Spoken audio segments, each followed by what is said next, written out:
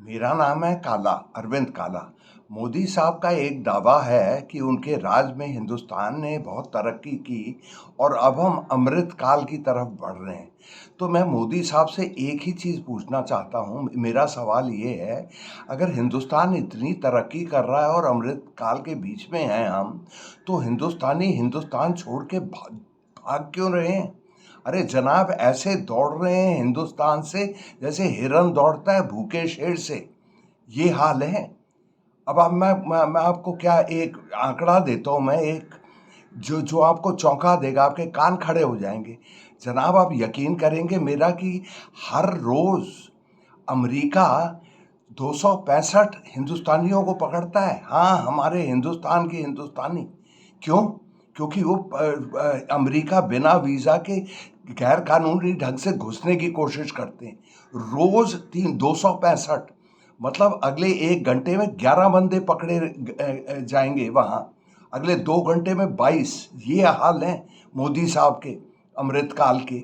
और गजब की बात यह है कि ये जो हिंदुस्तानी दौड़ रहे हैं, ये एक और सोचने वाली बात है जनाब। ये ज़्यादा है पंजाबी और गुजरात। ये जो हिंदुस्तान में जो 28-30 रियासत हैं, उनकी सबसे बढ़े हुए ये वो हैं। ये दो दो सूबे हैं। और मेरा इस सिलसिले में, जब गुजरात के सिलसिले में मोदी साहब से एक सीधा साधा सवाल है। मोदी साहब 9 साल आपको इधर हो गए वजीर आजम बने हुए, प्राइम मिनिस्टर बने हुए। उसके पहले आप 12 साल वहाँ थे, गुजरात में चीफ मिनिस्टर थे।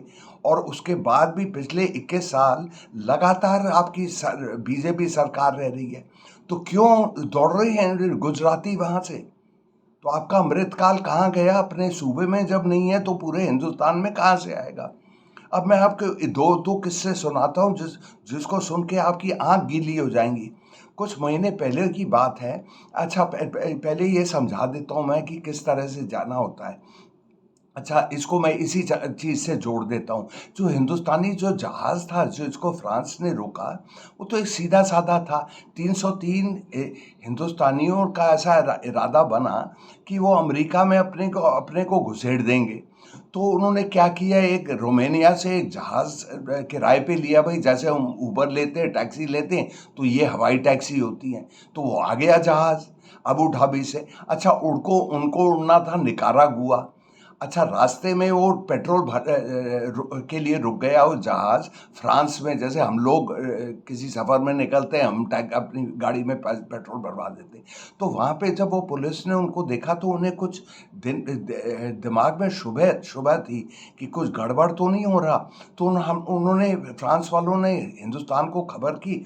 तो हिंदुस्तान के मोदी साहब ने अपने उसी अकड़ में ना, हाँ, उनको कहो वापस आ जाए, वापस आ जाए। अच्छा, तो 276 आ गए वापस।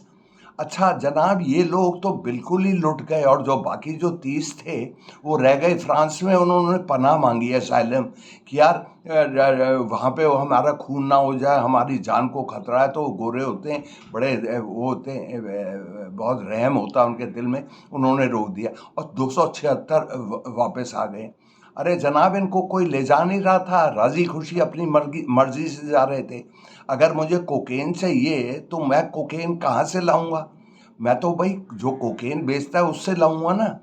तो ये पीपल स्मगलर जो जो होंगे, जो वहाँ पे वो तस्करी करते हैं लोगों की, वो तो मेक्सिको में होंगे।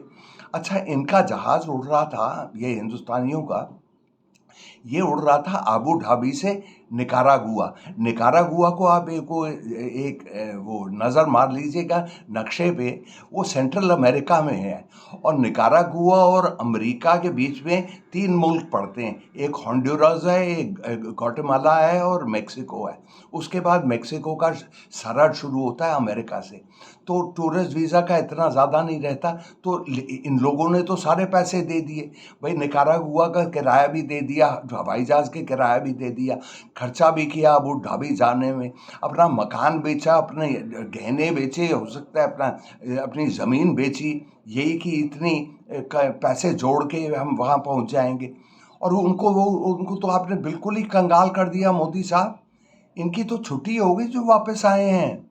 अच्छा ये लोग, अच्छा पहले तो मैं एक सफाई पेश कर दूं जो आपको बिल्कुल जाहिर हो रही होगी कि ये ऐसे गरीब नहीं है यूपी के, बिहार के वगैरह। एक एक बंदा, जो बंदा या बंदी या बच्चा, ये उनका उन्होंने कम से कम 20-20 लाख एक एक का दिया होगा।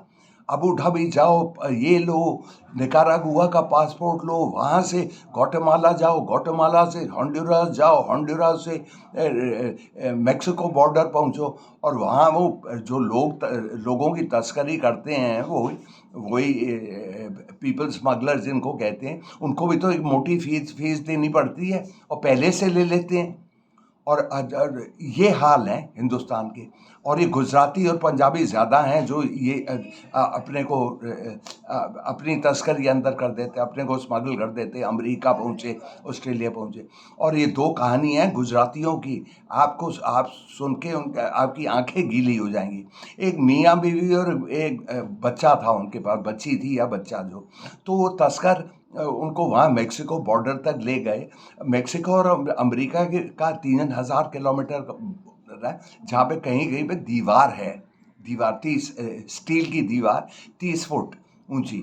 तो चलिए उन्होंने लोगों ने जो तस्करी कर रहे थे इनकी अमेरिका के अंदर, उन्होंने उनको चढ़ा दिया। तो एक साइड तो मेक्सिको से चढ़ाया कि भाई दूसरी साइड उतर के वो अमेरिका तो आपको मिल जाएगा।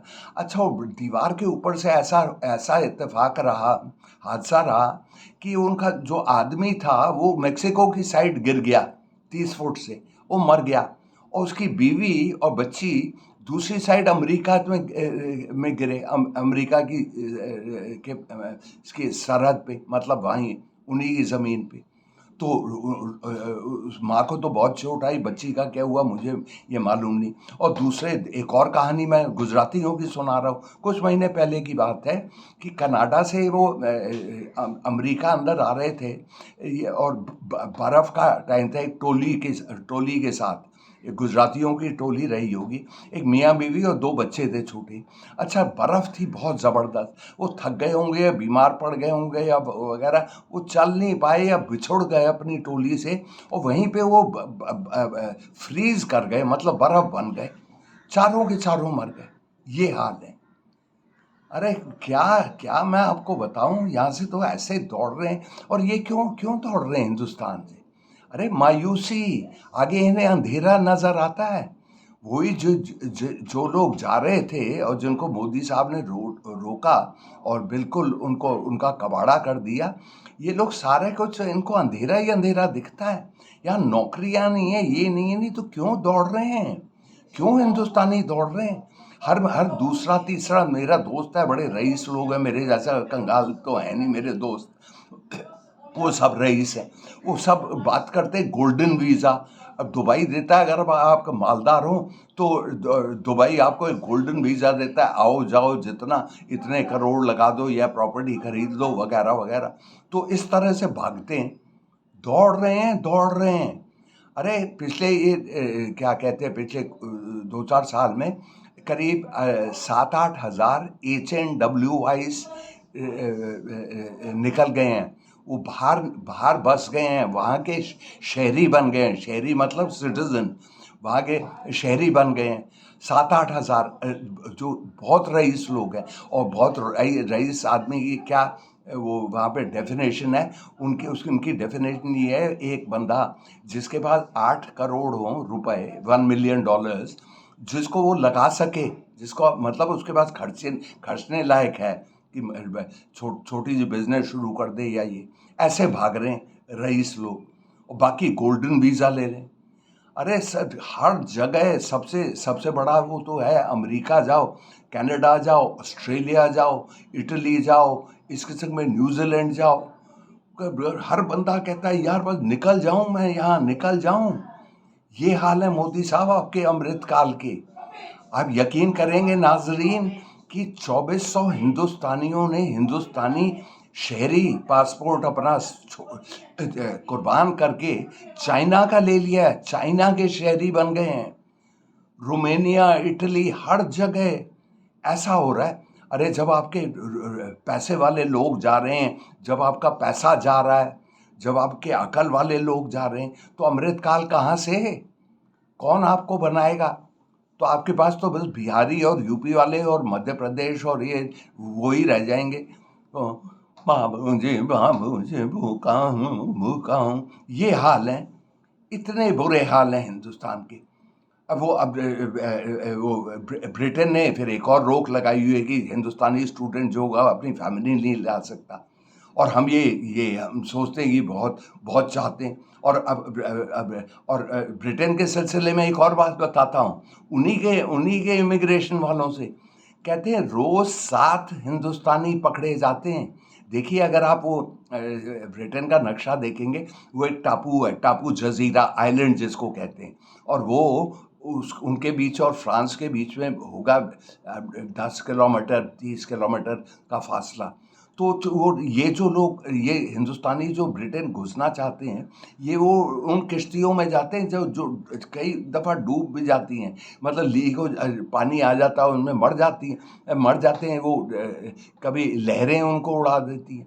और ब्रिटेन ने अपने खोपड़ा पकड़ा हुआ है। यार, हो क्या गया? तुम्हारे तो अचानक ही धड़ाधड़ आ रहे हैं। बल्कि अफगानियों के बाद सबसे ज़्यादा लोग हिंदुस्तानी पहुंच रहे हैं ये इस तरह से। बल्कि आप ये यकीन नहीं करेंगे, ये world migration report United Nations की एक होती है जो दुनिया का वो पलायन की स्टडीज़ करती है कि कौन किस मुल्क में गया और किस मुल्क में लोग आ रहे हैं, से आ रहे हैं, किस मुल्क में जा रहे हैं, इस तरह से। और उन्होंने कहा है, वर्ल्ड माइग्रेशन, ये 1.5 साल पहले 22 की बात है, कि हिंदुस्तानी सबसे बड़े वो माइग्रेंट्स होते हैं जो भागते हैं, मतलब अपने मुल्क छोड़ के भागते हैं। 18 लाख, 18 लाख नहीं, माफ करिएगा, 1 करोड़ 18 मिलियन, 1 करोड़ 80 लाख, इतने लोग।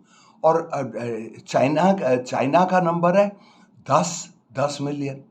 अरे लेकिन हमारी आबादी तो चाइना जितनी थी। अब चाइना के लोग इसलिए नहीं छोड़ रहे क्योंकि चाइना बहुत ज़बरदस्त तरक्की कर रहा है, तो लोगों को कोई लालच ही नहीं बाहर जाने का। भाई, जब चाइना में आपके घर में आपको सब कुछ मिल रहा है, तो आप बाहर क्यों जाएंगे? परदेश क्यों जाएंगे? और मैं आपको क्या बताऊं, चाइना की ऐसी तरक्की हुई है कि वहाँ का जो खुदकुशी रेट है ना, खुदकुशी रेट आधा हो गया पहले के मुकाबले। और दुनिया ताली बजाती है कि इस किस्म की चीज़ तो कभी हुई नहीं। जो वहाँ पे था सुसाइड रेट, अरे जब यहाँ पे सुसाइड, वो जो खुदकुशी है वो बढ़ रही है, खासकर औरतों की और किसानों की और जो जो मजदूर हैं इन लोगों की। आप वो देख लीजिए सरकारी रिपोर्ट, ये हाल है।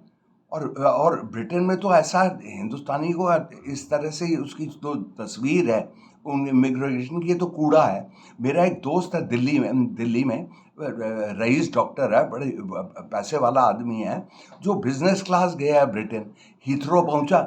तो उसकी बीवी, मेरी बीवी को बता रही थी कि उनको इस तरह से ऐसे ही लगा दिया किसी भी लाइन में, बाकी बाकी शहरी पासपोर्ट होल्डर धड़ाधड़, हिंदुस्तानियों को ऐसा सोचते बिल्कुल कूड़ा है। वो बेचारी बड़ी दुखी थी, कहती थी 1.5 घंटा लग गया यार हीथ्रो से निकलने के लिए। कि ये तो सब वो, क्योंकि हिंदुस्तानी जहाँ कोई गोरा मुल्क देखता है उसको ये कहता है कमबख्त, आया तो जाएगा, गायब तो नहीं हो जाएगा। ये हमारे वो हैं, ये